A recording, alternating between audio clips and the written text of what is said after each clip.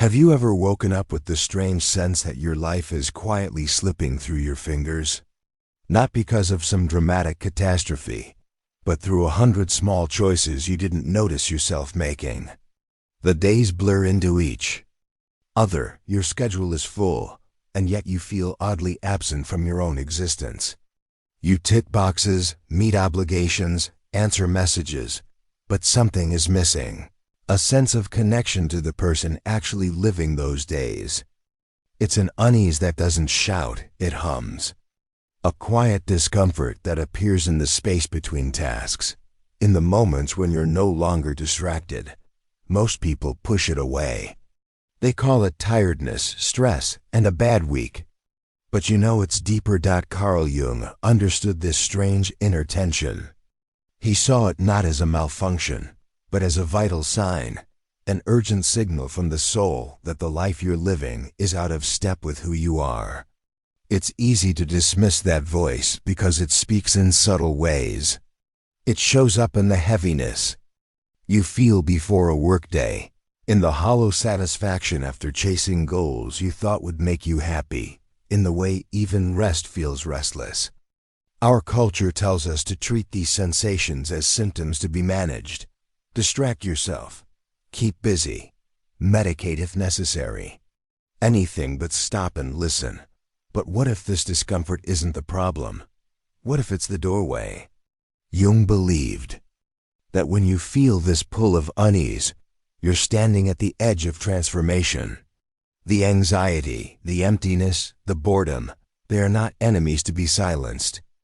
They are signals that you've drifted from your own center, that somewhere along the way you traded authenticity for comfort, or truth for approval. Ignoring that signal doesn't make it vanish. It just drives it deeper, where it waits patiently, growing heavier with time. This is why the silent alarm matters. It's not here to punish you, but to wake you, to shake you out of the trance of routine and into the reality that life is finite, and your days are not a rehearsal. The question is not whether the alarm is ringing, it is. The question is whether you will answer it or keep pretending you can't hear. Because in that choice lies the difference between simply existing and truly living. We live in a time where your value is often measured by how much you can produce, how quickly you can respond, and how seamlessly you can keep moving without pause. The world applauds your ability to meet deadlines, juggle commitments, and keep the machine running, even when the cost is your inner well-being. You are praised for showing up, for pushing through, for never letting exhaustion stop you. And in that applause, it becomes easy to confuse functionality with health. But Carl Jung warned that this kind of adaptation, while it may look like success from the outside, can conceal a dangerous fracture on the inside. He believed that much of what we call neurosis arises not from weakness or defect, but from the quiet misery of living a life that does not align with our true nature. Think about it. You can hold a respectable job, maintain polite conversations, even keep a smile ready for photographs, all while feeling utterly absent from the life you are living. This absence is rarely questioned, because the external markers are all in place. Bills are paid, tasks completed, roles fulfilled. From the outside, nothing is wrong. But on the inside, the soul begins to wither. Jung understood that when your outer life is at odds with your inner truth, the psyche will eventually rebel. That rebellion might appear as anxiety, depression, chronic fatigue, or a persistent sense of emptiness that no amount of achievement can erase. In modern culture, the default response to these signals is not to examine the life producing them, but to manage the symptoms so you can return to being functional. Medication is offered to quiet the distress. Endless entertainment and digital noise fill the silence where reflection might have happened. Self-improvement programs promise quick fixes that keep you striving, but never questioning the larger system. Each of these solutions has its place. But they can also become traps, ways of smoothing over the cracks without repairing the foundation. You feel temporarily relieved, but the deeper misalignment remains untouched, quietly shaping your choices and your sense of self. This is the trap of functionality. You keep moving, but never toward yourself. You survive, but never inhabit your own life fully. And because the world benefits from your compliance, it will never encourage you to stop and ask whether the life you are maintaining is the life you were meant to live. Jung saw this clearly.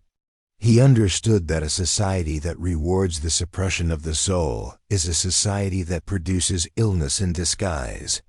The only real escape is to stop measuring yourself solely by how well you perform for others and start asking the harder question: how well are you living for yourself?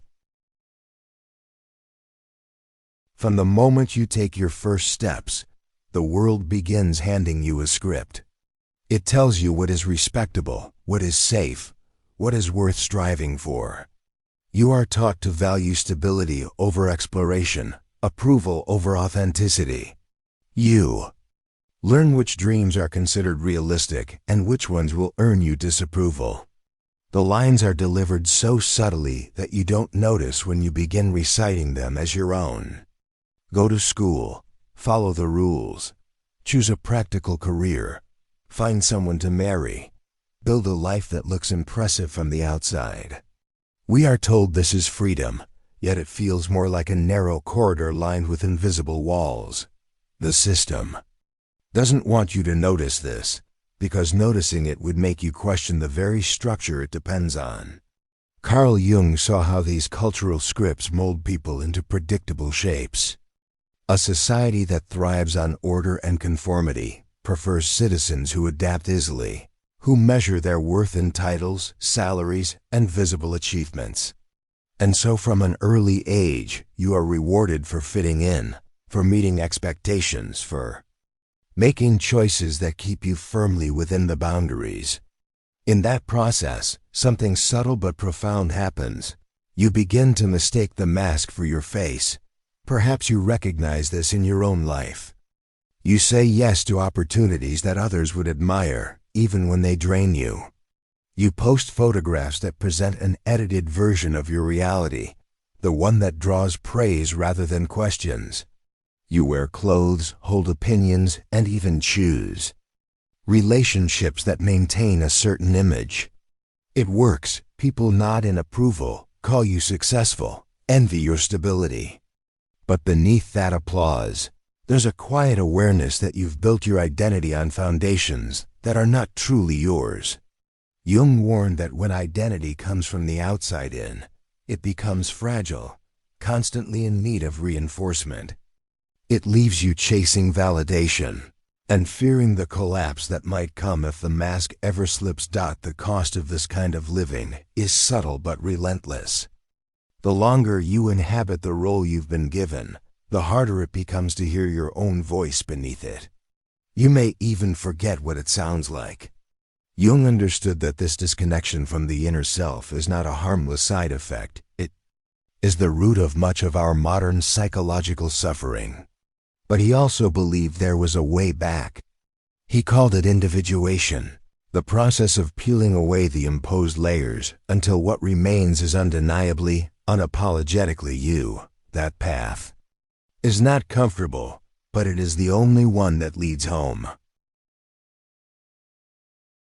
There comes a point when the life you've constructed begins to feel like an ill-fitting garment, polished on the outside, but suffocating on the inside. For Jung, this discomfort was not a signal to double down on adaptation, but an invitation to begin the most important journey a human being can take: individuation.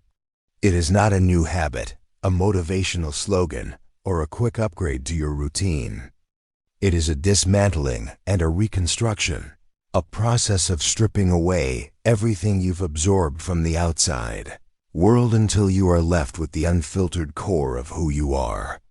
Few choose it because it demands that you abandon the comfort of familiar illusions. Yet for those who do, it becomes the path to wholeness. Individuation begins with the courage to face what you've repressed, the desires you've buried to seem acceptable, the truths you've avoided to keep the peace, the instincts you've muted to be predictable. These neglected parts live in the shadows of your psyche, influencing you from behind the curtain. To individuate is to invite them into the light, to give them a place in the conversation about who you are. Jung believed this was not indulgence, but integration. Without it, you remain divided, one part playing the role the world demands, the other quietly longing for a life it cannot reach. This work also means confronting the shadow, the impulses, fears, and instincts that you've been taught to see as flaws. Most people spend their lives running from these aspects, convinced that ignoring them will keep them safe. But in truth, what you reject only gains more control over you. To meet the shadow without judgment is to reclaim a vital source of energy and authenticity. It is here that you begin to live less reactively, less bound by unconscious patterns, and more from a place of deliberate choice. Individuation is both a shedding and a gathering. You shed what was never yours, and you gather the scattered pieces of yourself until they form something whole. It is work that is lonely at times, because few will understand why you are stepping away from the familiar path. But in that solitude, you begin to hear the voice that was drowned out for years. The voice that says, "This is who I am." And once you hear it clearly, you can no longer pretend you don't know the way forward. What you refuse to face controls you. This was one of Jung's most urgent truths, and it lies at the heart of what he called the shadow, the hidden reservoir of thoughts, emotions, and impulses you've learned to exile.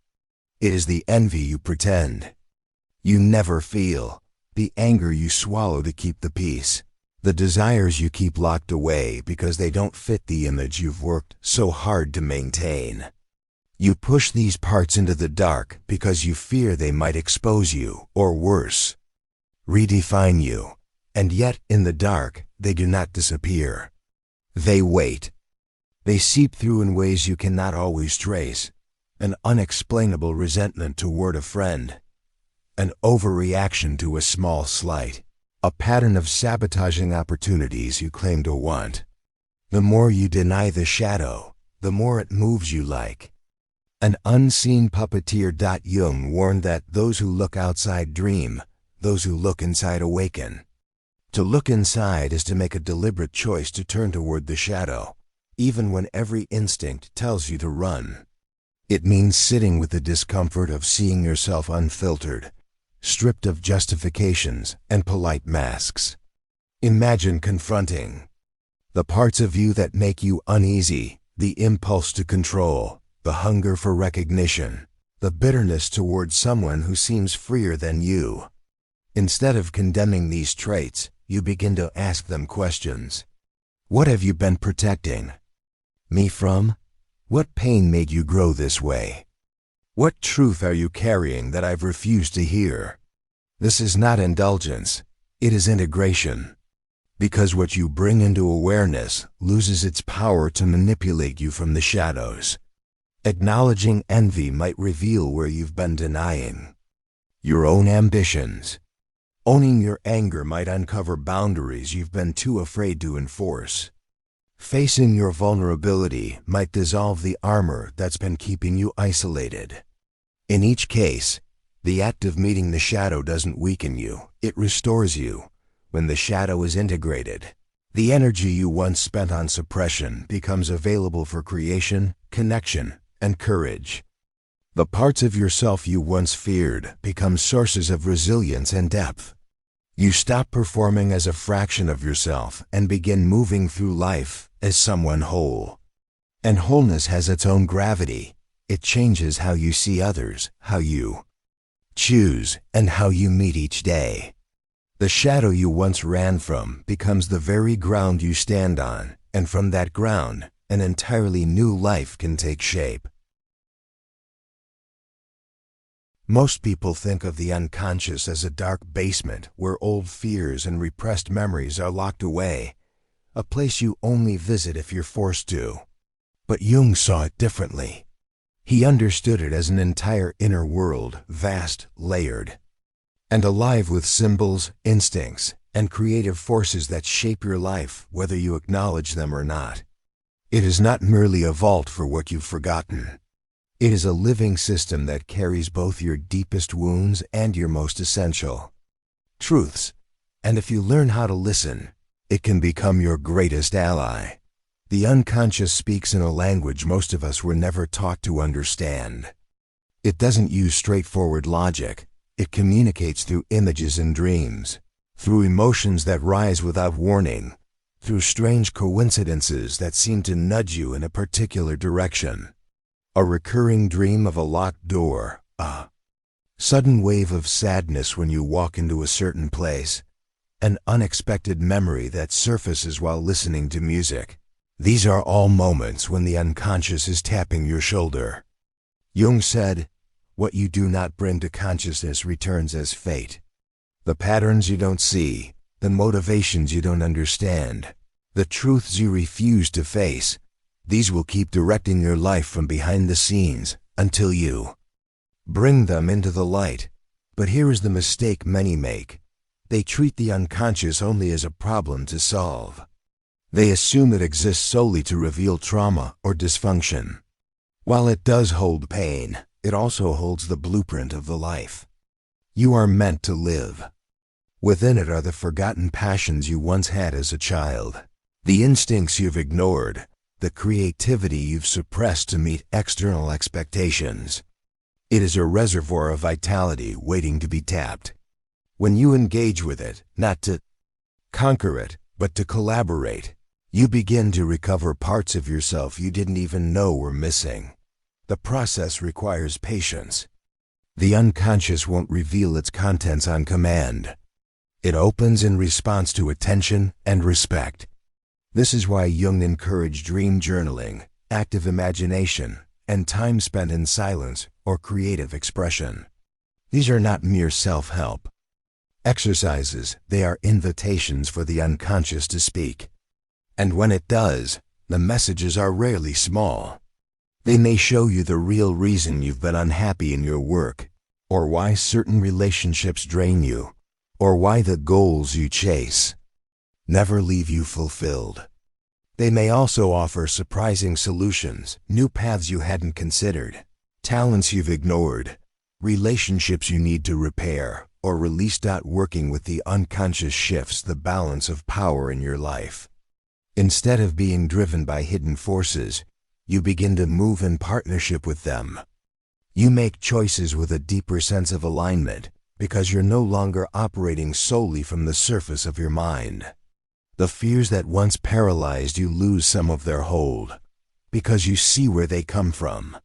The desires you were ashamed of find their rightful place as part of your wholeness. This is not an instant transformation. It is a dialogue that deepens over time, one that reshapes your understanding of who you are and why you're here. The more you integrate the guidance of the unconscious, the more you step out of autopilot and into deliberate living. And this leads to a truth that is both freeing and confronting. Once you see yourself clearly, you can no longer pretend not to know. Which means that the next step, the choice of whether to live by that truth, is entirely yours. That choice will determine whether the life ahead is a continuation of the old patterns or the beginning of something entirely new. There comes a moment when the theories, insights, and possibilities you've gathered are no longer enough. You can understand the shadow, explore the unconscious, speak about authenticity, and still remain unchanged if you never act. Jung knew that awareness without action is just another form of avoidance, a comfortable way to feel like you're moving forward while standing still. So the question becomes painfully simple. Will you continue living the life you've been given, or will you take the risk of living the life that is yours? You either awaken or you waste your life. There is no middle ground. The pull to remain where you are will be strong. Autopilot has a certain safety to it. You know its contours, even if they drain you. You've built habits, relationships, and an identity around it. Leaving it behind can feel like tearing down the walls of your own home with no clear plan for what comes next. And yet, deep down, you know that staying will cost you more than leaving ever could. It will cost you the chance to meet the person you could have become. It will cost you the chance to feel truly alive. This is not a decision anyone can make. For you, no book, mentor, or philosophy can take the first step on your behalf. The path toward awakening demands ownership. It begins the moment you decide that your loyalty to your own soul matters more than your loyalty to comfort, to approval, to the life you've been told to want. It is the moment you stop asking for permission to exist as yourself. When you choose this path, you will lose things. You may outgrow certain friendships, step away from careers that once defined you, release identities that no longer fit. But in their place, you gain something far greater. A life that feels coherent, where your outer choices reflect your inner truth. You begin to trust yourself in ways you never have before. Decisions become less about avoiding pain and more about pursuing what is real. You discover that authenticity, while not always easy, has a strength that nothing artificial can match. If you've made it this far, it's not by accident. Something in you is ready, whether it's a whisper or a roar. The question is no longer whether you hear the call, it's whether you will answer it.